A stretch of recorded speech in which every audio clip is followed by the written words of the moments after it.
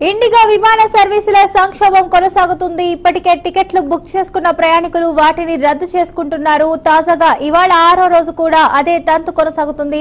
హైదరాబాద్ లో 115 ఇండిగో విమానాలు రద్దు అయ్యాయి. శంషాబాద్ కు రావాల్సిన 54, వెళ్లాల్సిన 61 విమానాలు రద్దయ్యాయి. ఇప్పటికే ఇండిగో వ్యవహారంపై కేంద్రం సీరియస్ అయ్యింది. తాజాగా ఇండిగో సీఈఓ పీటర్ ఆల్బర్ట్స్ కు షోకాజ్ నోటీసులు అయితే జారీ చేసింది.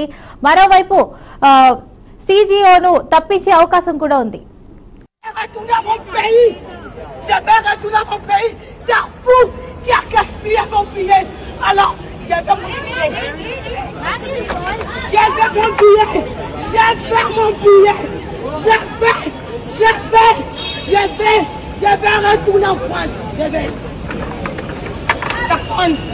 Je vais retourner en France.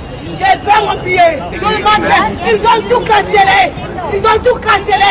Quand ils cancellent, IndiGo విమాన సర్వీసుల సంక్షోభం కొనసాగుతుంది. ఇప్పటికే టికెట్లు బుక్ చేసుకున్న ప్రయాణికులు వాటిని రద్దు చేసుకుంటున్నారు. తాజాగా ఇవాళ 6వ రోజు కూడా అదే తంతు కొనసాగుతుంది. హైదరాబాద్ లో 115 ఇండిగో విమానాలు రద్దు అయ్యాయి. శంషాబాద్ కు రావాల్సిన 54, వెళ్లాల్సిన 61 విమానాలు రద్దయ్యాయి. ఇప్పటికే ఇండిగో వ్యవహారంపై కేంద్రం సీరియస్ అయింది. తాజాగా ఇండిగో సీఈఓ పీటర్ ఆల్బర్ట్స్ కు షోకాజ్ నోటీసులు జారీ చేసింది. సీఈఓను తప్పించే అవకాశం ఉంది. ఇక ఇదే అంశానికి సంబంధించి పూర్తి సమాచారాన్ని మా మేనేజింగ్ ఎడిటర్ చిదంబర్ అందిస్తారు. చెప్పండి చిదంబర్. డిసెంబర్ 3న ప్రారంభమయ్యి దాదాపుగా 6 రోజుల నుంచి ఒకే ప్రాబ్లం నడుస్తుంది. ఏదైతే ఇండిగో ఎయిర్లైన్ సంబంధించిన ఎయిర్ క్రాఫ్ట్లు ఒక్కొక్కటిగా విమాన సర్వీసులు రద్దవడము లేదా అవి రీషెడ్యూల్ అవ్వడం. అయితే ఓవరాల్ గా చూస్తే per day on average 1000 services ఇంత ముందు క్యాన్సిల్ అయ్యేవైతే 2 రోజుల క్రితం తీసుకున్న నిర్ణయము ఏదైతే డీజీసీఐ ఇచ్చిన ఉత్తర్వుల ప్రకారము ఫిబ్రవరి 10వ తారీఖు వరకు కొత్త రోస్టర్ సంబంధించిన ఏవైతే రూల్స్ ఉన్నాయో వాటిని సరళిస్తూ నిర్ణయం తీసుకున్న తర్వాత కూడా ఇప్పటికీ ఇండిగో వాళ్ళ సర్వీసులకు సంబంధించిన పూర్తి స్థాయిలో వాటిని పునరుద్ధరించడంలో సక్సెస్ కాలేదు అన్నది అయితే అర్థమవుతుంది.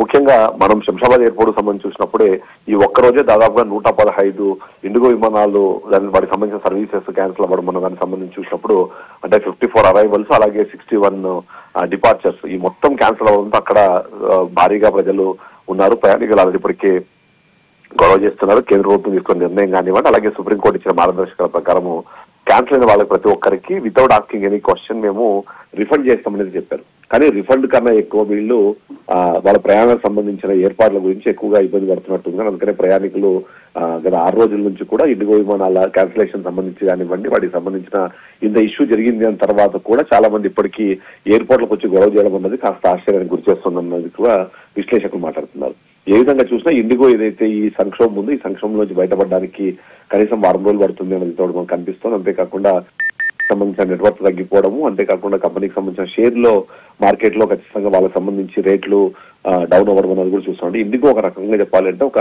అనఫిషియల్ గా ఉన్న ఒక ఇబ్బందిలోకి వెళ్ళిపోయిందని చెప్పొచ్చు.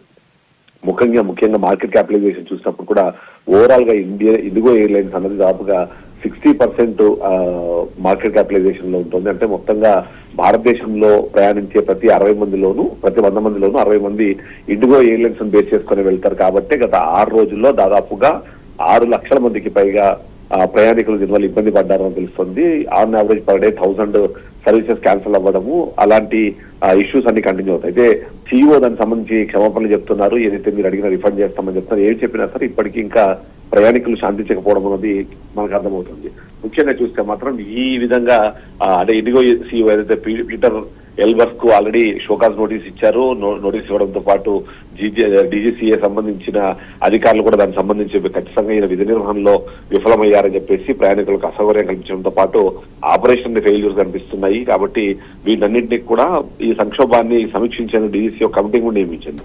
సో ఈ విధంగా చూస్తే మాత్రం ఇండిగో తమ నెట్వర్క్ లో 90% పైన ఇప్పటికే రీస్టార్ట్ చేశామని చెప్తున్నారు. కానీ బట్ ఇప్పటికే క్యాన్సిల్ అవుతున్న ఫ్లైట్లు కానివ్వండి అరైవల్ డిపార్చర్ చేసుకొని విమాన సర్వీసులకు సంబంధించిన ఇష్యూ అయితే కంటిన్యూ అవుతుందని చెప్తుంది. అయితే నిన్న కింద వాళ్ళు చెప్పిన దాని ప్రకారము ఏవైతే క్యాన్సిలేషన్ అవుతున్నావు కానివ్వండి క్యాన్సిల్ చేసుకున్న వాటికి కానివ్వండి డిసెంబర్ 7వ తారీఖు రాత్రి 2 గంటల వరకు మొత్తం అన్ని రిఫండ్లు పూర్తి చేస్తామని వాళ్ళు చెప్పారు. అయినా సరే ఇప్పటికే అంతేకాకుండా ఫేర్ క్యాప్స్ సంబంధించి అన్ని ఎయిర్లైన్స్ పైన తాత్కాలికంగా ఈ ధర పరిమితులు కూడా ఇప్పటికే విధించారు. దాని ప్రకారము డిమాండ్ సప్లై డైనమిక్స్ ఏవైతున్నాయో అవి కాకుండా వెళ్ళడానికి కానీ ఇప్పటికీ కూడా ఇష్యూస్ అయితే సాల్వ్ అవుతున్నట్టుగానే మనకు కనిపిస్తుంది. Fatima. Right, thank you Chidambar for the update.